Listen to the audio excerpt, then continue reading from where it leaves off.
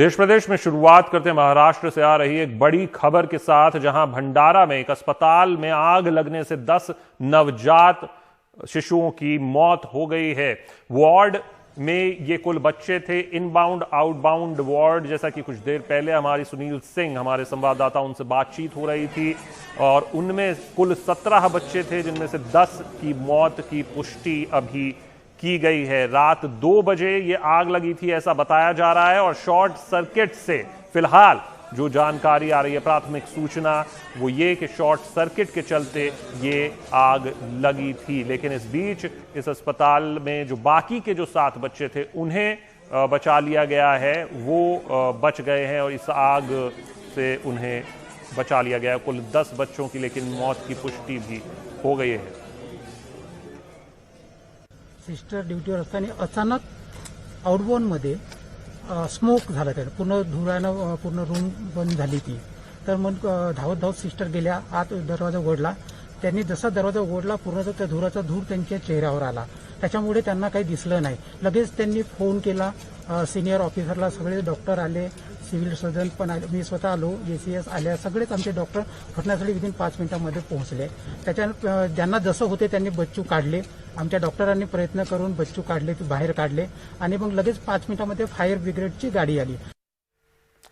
सुनील सिंह हमारे साथ ज्यादा जानकारी के साथ जुड़ रहे हैं। सुनील, ये सिविल सर्जन हैं, इनको हमने सुना कि धुआं भर गया था लेकिन 7 बच्चों को बचा लिया गया है। जैसा कि हम आपसे इससे पहले भी जिक्र कर रहे थे कि क्या वहां पर पूरे इंतजामात हैं, सेफ्टी स्टैंडर्ड्स मानक के अनुसार हैं, और पूरी घटना क्या और कैसे हुई है, एक बार दर्शकों के लिए बताएं।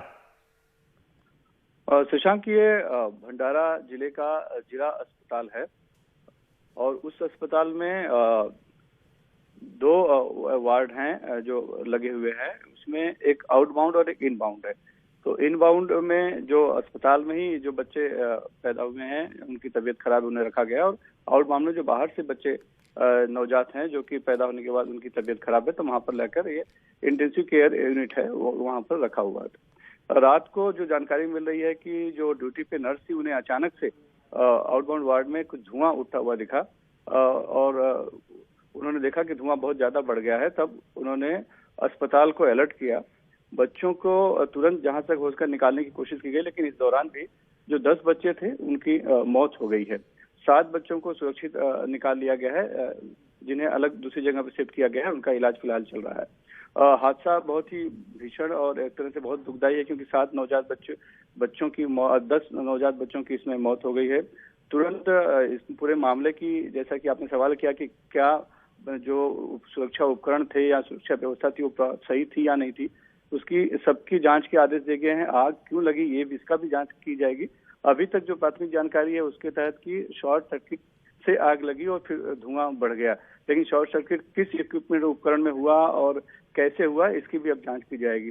जांच का आदेश दिया गया है, और साथ ही जो स्वास्थ्य राज्य मंत्री हैं वो खुद अब नागपुर में है फिलहाल, वहां से वो भंडारा के लिए निकल रहे हैं, वहां जाएंगे, अस्पताल का दौरा करेंगे।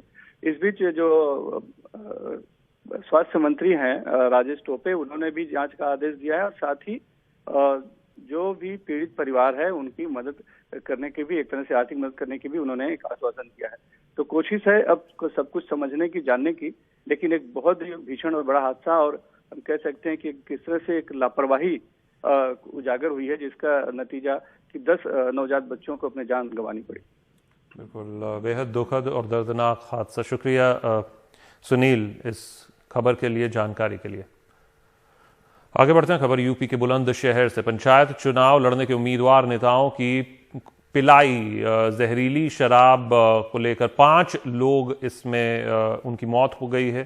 16 बीमार होकर अस्पताल में भर्ती हैं, जिनमें 5 की हालत नाजुक है। इस मामले में पुलिस और आबकारी विभाग के 8 कर्मचारी फिलहाल सस्पेंड कर दिए गए हैं।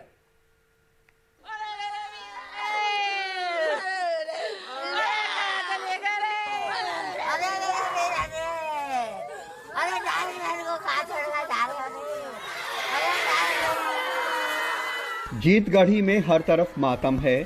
तमाम घरों से रोने धोने और चीख पुकार की आवाजें आ रही हैं।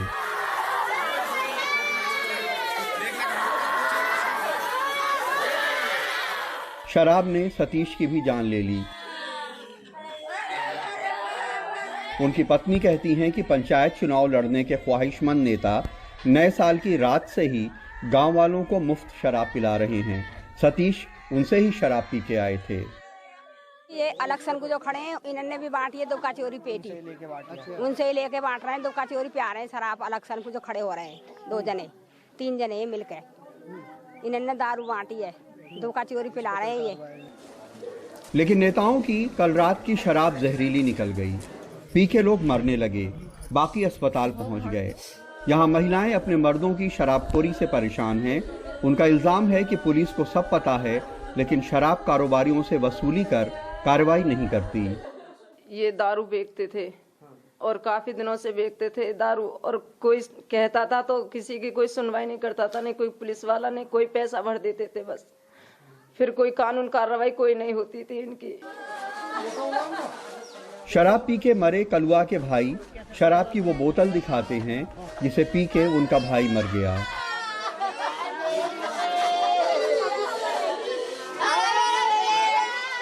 ज्यादा दारू वारू पी ली तो हमको रात पता न थी। अब इन लोगों हमने पौवा से वो देखे खाट पर लत्तन में निकले पौवा। अब वो तो एक्सपायर हो गई तो पौवा उनके साथ नहीं। अब यहाँ पर देखा तो घर पे पौवा रखा है। बहुत दुख होगा कि नकली शराब पीने से गांव जीत गली में कुछ लोगों की तबीयत खराब हो गई है। जहरीली शराब जो गांव वालों ने पी थी, उस शराब का कोई भी व्यक्ति प्रयोग ना करे। इतनी मौतों के बाद पुलिस अब हरकत में आई है। कप्तान कहते हैं कि गैर कानूनी शराब के बारे में पुलिस को पता होना चाहिए था। प्रथम दृष्टया चूँकि यहाँ आने के बाद ये जानकारी में आया है कि लोगों में ये बात थी कि यहाँ शराब पहले से बिक रही थी। इस बात की जानकारी थाना प्रभारी, चौकी प्रभारी और हल्के के सिपाहियों को होनी चाहिए थी। उनके द्वारा कार्रवाई की जानी चाहिए थी। ये सच है कि नकली शराब का धंधा बहुत पुराना है, और ये भी सच है कि पुलिस की मदद के बिना वो कभी नहीं चल सकता है, क्योंकि इलाके की पुलिस को हमेशा पता होता है कि इसमें कौन कौन लोग शामिल हैं। अगर बुलंदशहर की पुलिस ने इसे रोकने की कोशिश की होती तो इतनी जानें नहीं जाती। बुलंदशहर में मनीष शर्मा के साथ लखनऊ से कमाल खान, एनडीटीवी इंडिया। बाबरी मस्जिद तोड़ने के मामले में सीबीआई स्पेशल कोर्ट के फैसले के खिलाफ इलाहाबाद हाई कोर्ट की लखनऊ बेंच में रिवीजन पिटीशन दाखिल हुई है। बाबरी मस्जिद के पैरोकार रहे अयोध्या के हाजी महबूब की ओर से यह अर्जी दी गई है। हाईकोर्ट इसकी सुनवाई को मंजूर करता है या नहीं, इसका पता सोमवार को चलेगा। विशेष अदालत ने अपने फैसले में लाल कृष्ण आडवाणी और मुरली मनोहर जोशी समेत 31 आरोपियों को बरी किया था। और उत्तर प्रदेश के ही प्रतापगढ़ जिले की शारदा नहर में बहकर आई एक डॉल्फिन को गांव वालों ने बेरहमी से मार डाला। यह गंगा नदी की डॉल्फिन थी जो खत्म होने की कगार पर है। वन्य जीव कानून के तहत इसे मारना जुर्म है। वन विभाग ने वीडियो के आधार पर 3 आरोपियों की पहचान की है, उन्हें गिरफ्तार कर लिया है। डॉल्फिन को मारने का वीडियो वायरल हो गया है, जिसमें उस पर लाठी और कुल्हाड़ी से हमला किया जा रहा है। फालतू मार दो यार। महाराष्ट्र के रायगढ़ में बारातियों से भरा एक टेम्पो खाई में जा गिरा। खाई में 67 लोग सवार थे इस टेम्पो में। इस हादसे में अब तक 3 लोगों की मौत हो चुकी है और 64 लोग घायल हैं। बारात सतारा से विवाह के बाद पोलादपुर लौट रही थी। खबर पश्चिम बंगाल से। पश्चिम बंगाल विधानसभा चुनावों के प्रचार के लिए ममता बनर्जी पूरा जोर लगा रही हैं। 18 जनवरी को वो नंदीग्राम में रैली को संबोधित करेंगी। इसके अगले दिन वो पुरुलिया में जनसभा करेंगी। हाल ही में टीएमसी से बीजेपी में गए शुभेंदु अधिकारी का इस क्षेत्र में प्रभाव बताया जाता है और माना यह जा रहा है कि चुनावों में यहां से बीजेपी को फायदा मिल सकता है। और वापस से उत्तर प्रदेश के बिजनौर की खबर आपके लिए लेकर आते हैं, जहां पर लव जिहाद के तथाकथित मामलों में 24 दिन से जेल में बंद 18 साल के शाकिब की शुक्रवार को भी उनको जो जमानत नहीं मिल सकी है। 15 दिसंबर को शाकिब अपने स्कूल में पढ़ने वाली एक लड़की के साथ बर्थडे से वापस लौट रहा था। रास्ते में गांव वालों ने उसे पुलिस को दे दिया। पुलिस ने उसे लव जिहाद का केस कर जेल में भेज दिया, जबकि लड़की का कहना था कि शाकिब ना तो उससे शादी करना चाहता है, ना ही उसका धर्म परिवर्तन करवा रहा है।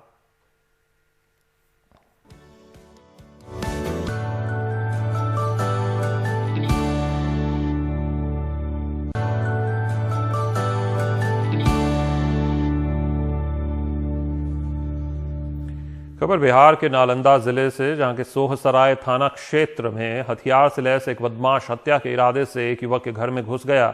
शोर शराबा होने पर आसपास के लोगों ने आरोपी को पकड़ लिया और उसे बांधकर जमकर पीटा। बाद में मौके पर पहुंची पुलिस ने आरोपी को अपनी गिरफ्त में लिया। आरोपी के पास से एक लोडेड पिस्टल और 5 कारतूस बरामद हुए हैं। आरोपी जिस शख्स की हत्या के इरादे से पहुंचा था, 2019 में उसके भाई की पैसों के लेन देन को लेकर हत्या कर दी गई थी। मामले में सुखदेव नाम के शख्स और उसके बेटे को आरोपी बनाया गया था। ताजा मामले में पीड़ित परिवार ने सुखदेव और उसके परिवार पर ही शूटर को भेजने का आरोप लगाया है।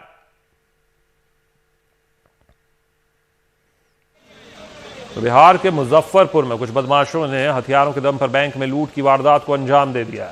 पुलिस के मुताबिक 4 से 5 बदमाशों ने कई राउंड फायरिंग कर बैंक में लूट की। फायरिंग में एक व्यक्ति घायल भी हुआ है।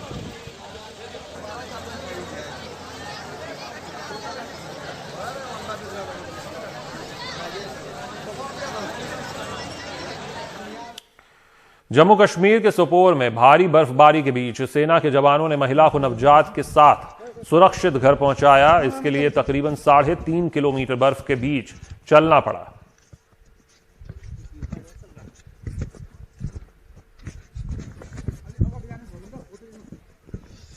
फोटो दुनिया भर खींची।